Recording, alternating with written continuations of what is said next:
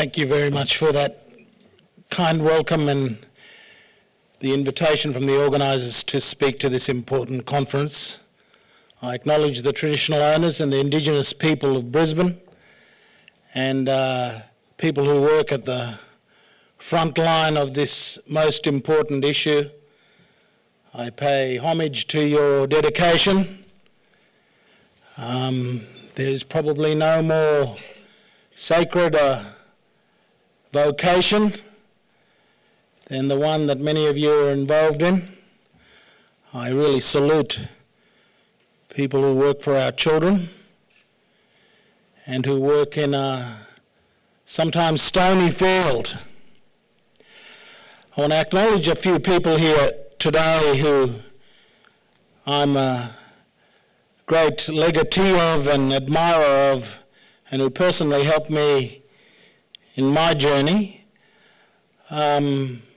Professor Judy Atkinson's here today. I was a very young boy when I first met her, almost more than 3 decades ago. It was Judy that put me onto a book written by a social geographer, Anastasia Shkilnik, called A Poison Stronger Than Love. It was a story of an Ojibwa community in Grassy Narrows, Canada, and this terrible descent into dysfunction, chaos, suicide, homicide, child neglect, and child abuse. It was the most riveting and life-changing account that I'd ever read. And I still hearken back to Shkilnik's book, many decades later, that Judy placed in my hands. It has been a great motivator for my public life. It is a book that enabled me to understand perhaps the trajectory of my own community and my mother's community and the communities of my relatives and friends in Cape York Peninsula. I feared our communities descending into something akin to Grassy Narrows. I've read that book many times over the years and wondered whether my thinking at the time has ever really changed, and I have to say no. It is a very worthwhile account of how it is that a village can break down and descend into lamentable misery. I also am a great admirer of Hetty Johnston and this organisation, Bravehearts. In public life, we all have heroes, and Hetty has long been one of my key heroes in Australia. I just really commend her work and the work of her organisation, and I'm so pleased to be given the privilege to speak at this conference. I also see my friend Michael Hogan here. You know, sometimes I'm such a disparager of bureaucrats. Bureaucrats in my world is uttered from our lips in the same way as a swear word. But, you know, when you find the good bureaucrat, they are like gold. They're like gems that you find in the miserable mud. And Michael was like that. Michael is actually nobody knows this, but Michael's the cause of the Cape York Institute. It was his initiative as a much lower down bureaucrat at the time that gave rise to the Cape York Institute for Policy and Leadership that I've led. It was a case where government backed an idea that has been very important for us, that we have to drive policy debate. We have to provoke debate. And Michael's work with the Premier's Department at the time really enabled us to work with Griffith University in establishing the Institute more than 10 years ago. Let me talk about self-determination. I think all of us have a responsibility for our immediate communities and peoples. I'm a member of a couple of First Nations in Cape York Peninsula through my mother and father, and I naturally have a first loyalty to them. They're my first love. Those children that I see in those schools up home are my kind of, apart from actually being my relatives and grandchildren and so on, they're the ones I care most about in the world. It is their future and their destiny that gets me up in the morning. They're like my own children. And I think a jealous regard for our own First Nation and our responsibilities in relation to them is a good thing.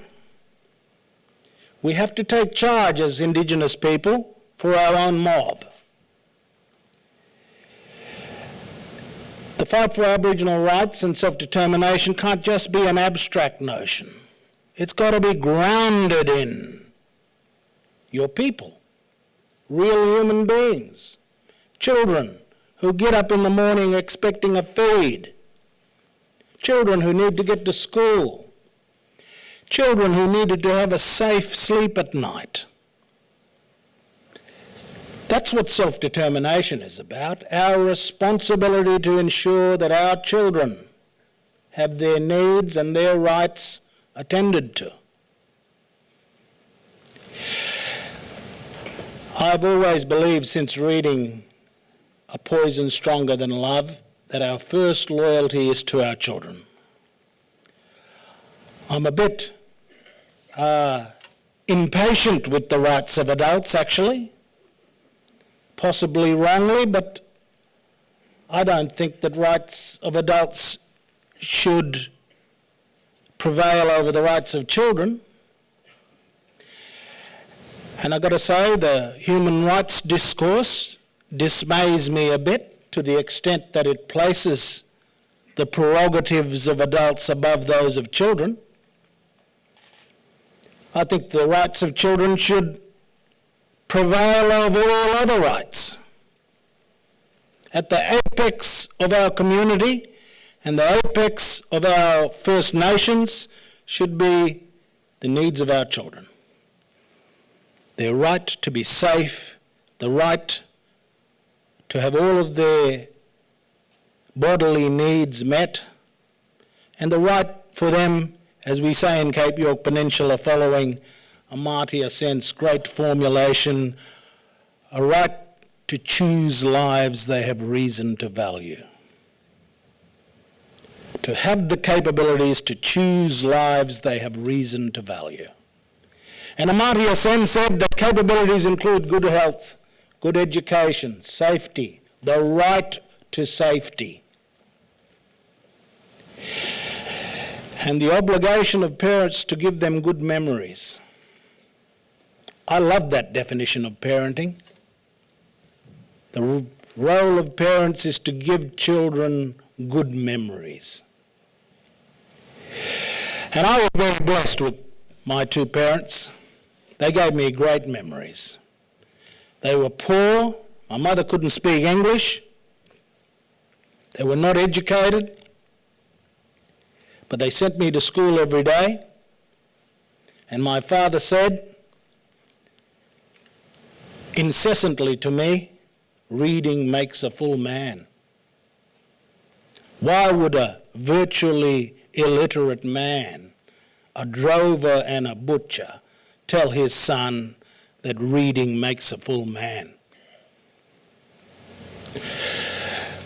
When I read Skelnick's book after Judy Atkinson placed it in my hands, that red-covered book that I will never forget, at the Aboriginal Coordinating Council offices in Cairns, when I read that book, I thought there was a sense of urgency that we needed to take action to avoid this kind of fate that the Ojibwa had suffered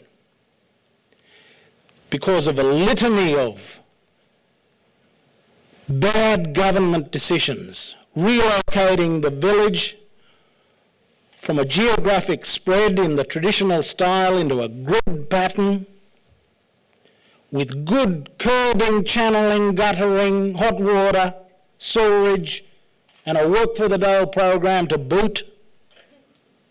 And then all the social problems started happening. Such that Skelnick could observe 5-year-old children stumbling around in the snow and adults just looking at them.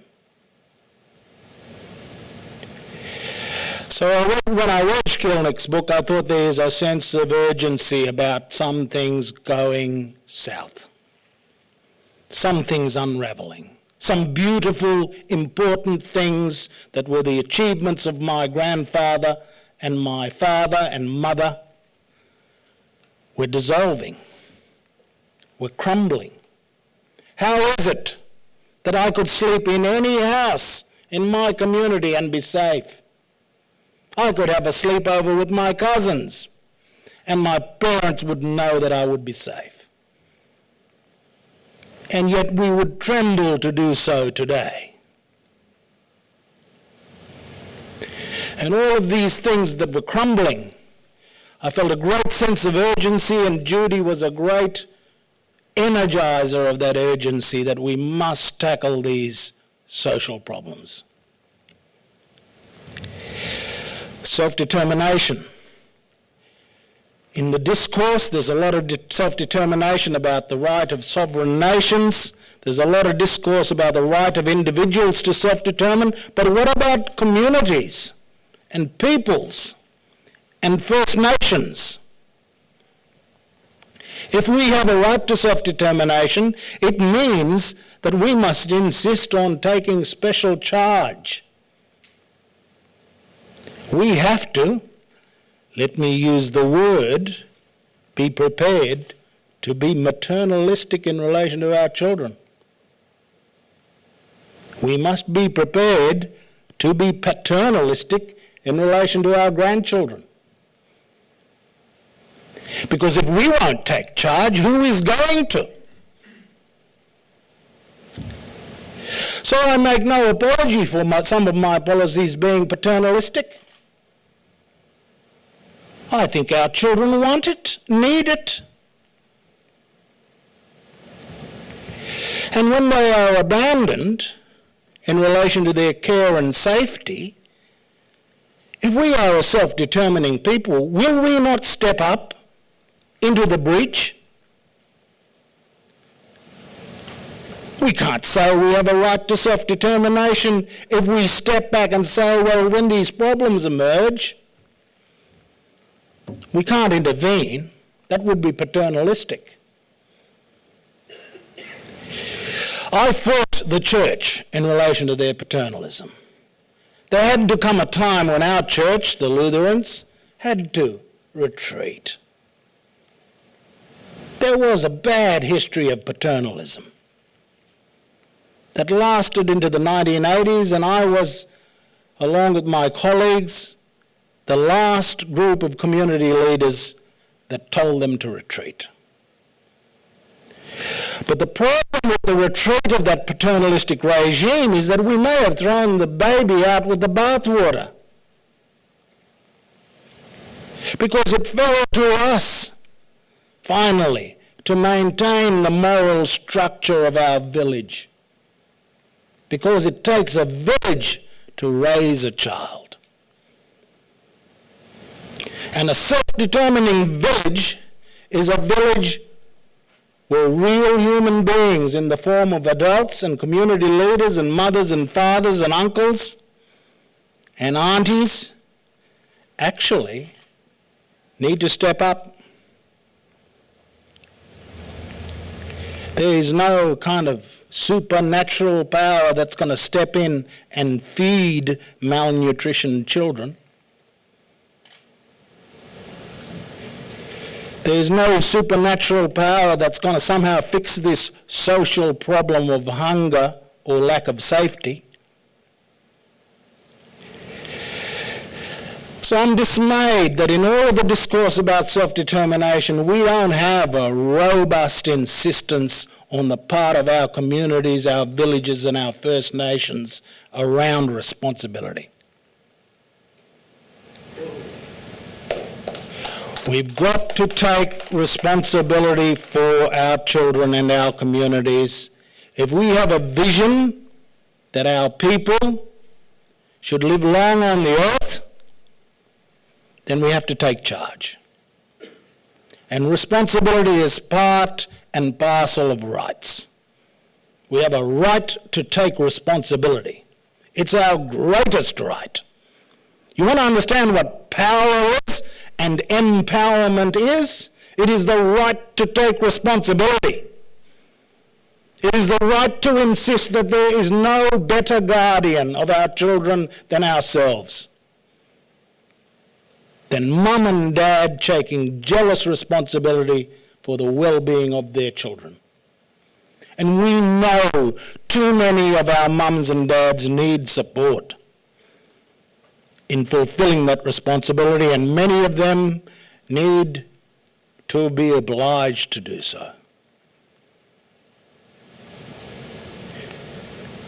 When I talk like this, it is sometimes gives rise to allergic reaction and so on, but when I talk about the obligation to take responsibility, I mean my own nephews and nieces. Because I see them hungry. And I see that a drinking party lasting all night with mates trooping in and out of the house is not conducive to safety for their children, let alone a good night's sleep for school tomorrow. So when I am in the throes of kind of paternalistic fervour, it is in relation to my own family. It is something I insist that our own family be obliged to uphold. I don't talk in terms of abstraction in relation to self-determination. I talk about real human beings and real communities and real villages.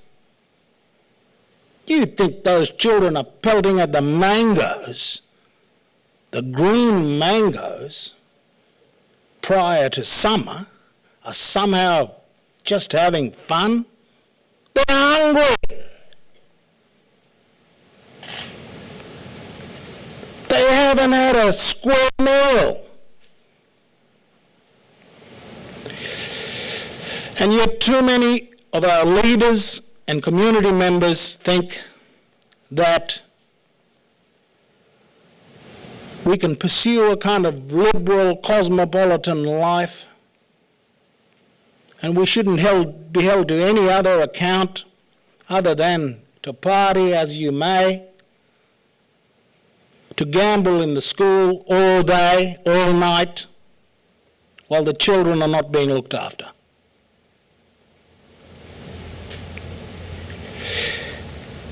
It takes a village to raise a child. In our reform work in Cape York Peninsula, I see a lot of success coming from individual families taking jealous control of their kids, mothers jealously protecting their children, putting them through school, knocking on our doors saying, I want to get my kid to a boarding school down south because I want her to be educated. It's working on the kind of family level, at the individual self-interest level, but it's not working at a community level. I have to say our communities are harmful. The successes we're having with children getting educated, going through to university, completing year 12, I see all of those instances and I ask myself, what is a driver for all of that progress? And it is because mum and dad or an aunt or a grandmother or somebody is driving it. But I don't see the community working in the same direction as those people. The community works in the opposite. The community leaders, the structures, the incentives. Too often, too many community leaders want to reverse the alcohol restrictions and go back to the chaos that existed before. These restrictions are not perfect, and there's a lot more that we could do if we had more of a working partnership with government. But to say that the solutions are to return to the Orgian stables of the past is just nonsense. Self-determination. I was told by the Premier of Greenland who came out to visit us in 1994, he said, self-determination is the right to take responsibility. It's hard work. It's not just a power. It's not just something on a plate. You've got to make it work. When you take responsibility, when you take charge, you've got to do a lot of work. And at the end of the day, if things don't work, you've got to take some responsibility for it.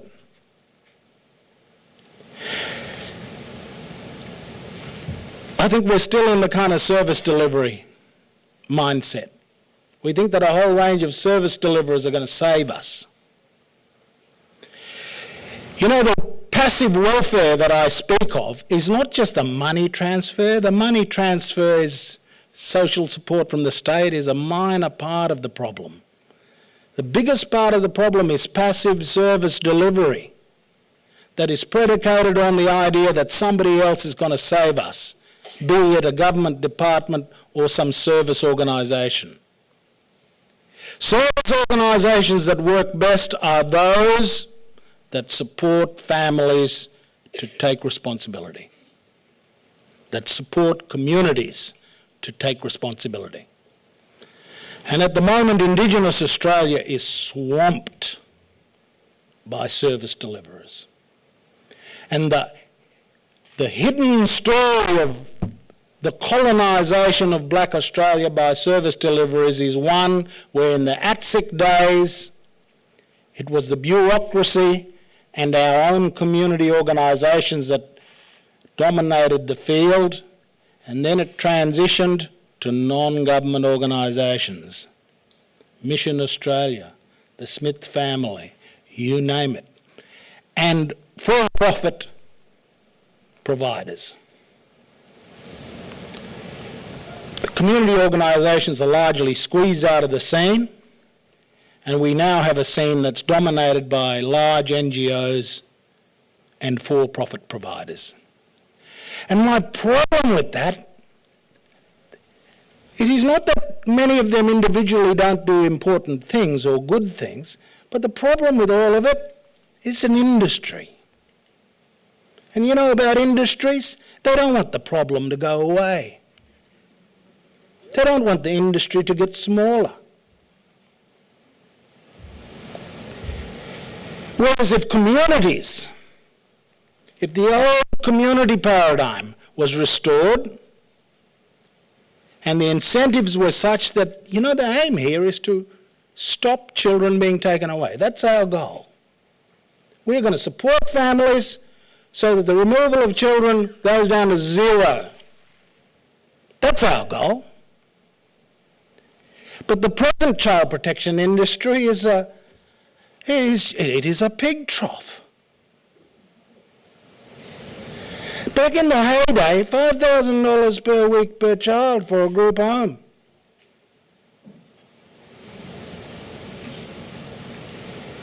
Back in the day, $5,000 per week per child. And none of this predicated on diminishing the number of children in protection.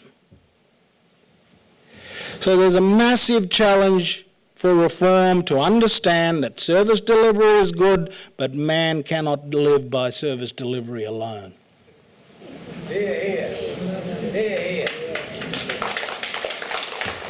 We need a policy of direct community investment. Direct community investment, where communities buy services that they need and they determine the level of services they need, and they have a critical role in the purchase decision. They might do it in conjunction with NGOs and with government, but at the end of the day, communities should be able to buy services. The Productivity Commission said that $34 billion was spent in the name of Indigenous Australians last year. $34 billion of embedded money in the name of blackfellas. $5 billion of Indigenous specific money. Where is all that money? The answer is it is tied up in this massive industry. And my problem with the child protection system as it has evolved, it is that it has become an industry. And I had this really disconcerting meeting with a couple of our brothers who were involved in this sector, and I'm kind of blinking as they talk about our industry. Cape York is supplying a steady flow of children into that industry. And there's no sign of the thing going southward and the industry stabilising and retreating. Finally, I want to say that our Empowered Communities project is about trying to tackle this problem of empowering communities to take charge of their destiny. And we need the kind of mouse versus elephant struggle that we have in that is that we need to force the investment into direct investment into communities. But you see, we have established industries now. They're not going to let go of that easily. They'll marshal a whole lot of arguments of why that can't happen. Number one of which is blackfellas can't manage their own affairs. That's number one argument. Indigenous organisations are not to be trusted. They'll trust Mission Australia, but they won't trust us.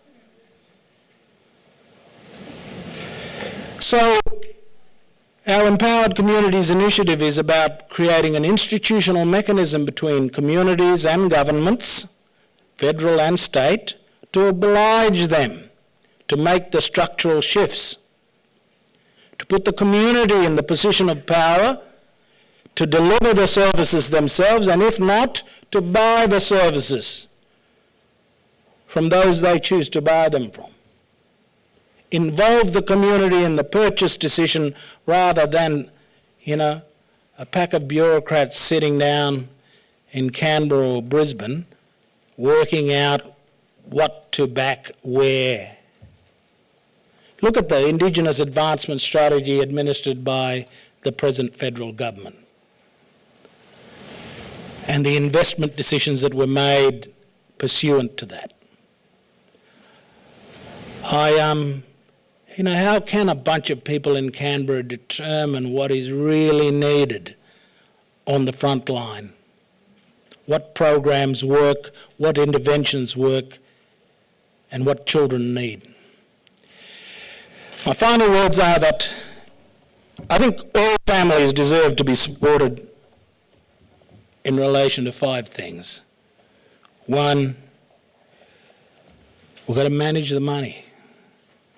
If you want a family to function, they've got to have resources. They've got to be able to buy butter and Vegemite and Nutrigrain, whatever it is. They need the money.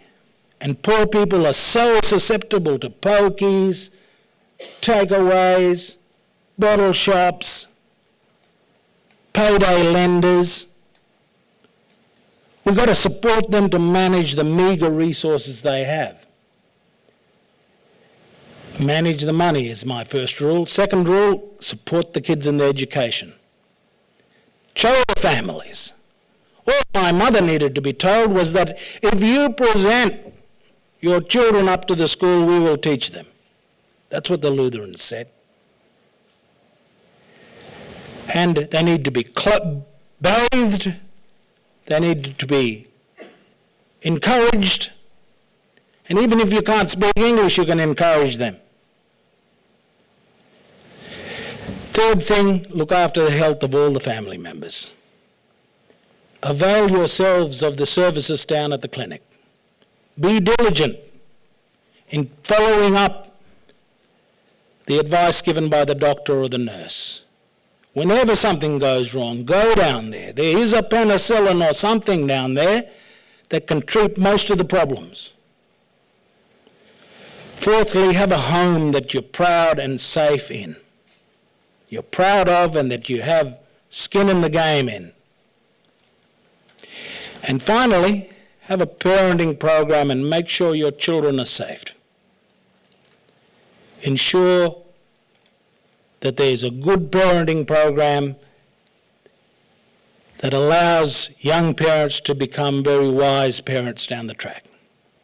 If we support every family in relation to those 5 things, we have kind of the formula for greatness. This is log cabin to White House. That's how you do it. You can guarantee your children can take advantage of any chance and opportunity if you support them in relation to those 5 things. Manage the money. Get the kids in the school and make education your utmost driver. Look after their health. Have a home that you're proud of. And finally, have a parenting program focused on the safety and well-being of children. And we're going to do this in a practical way. We can't just talk about it. It can't just be an ideal. We've got to practically support families. Get in there, help them budget the money, set up the systems,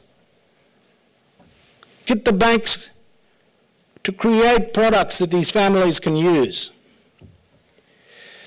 Thank you very much for the invitation to speak at your conference. I have to say that I always have to apologise for being kind of insistent about my views about these things. I'm in a cycle of dismay about where we're at. I'm kind of on a downward trend in my assessment of where we're at in this struggle. The simple inertia of the service delivery system administered by government, it is, to our experience to date, almost immovable. The industry is very well entrenched. We don't have a critique of it. People generally think we need more service delivery. And we criticise politicians when there's not enough.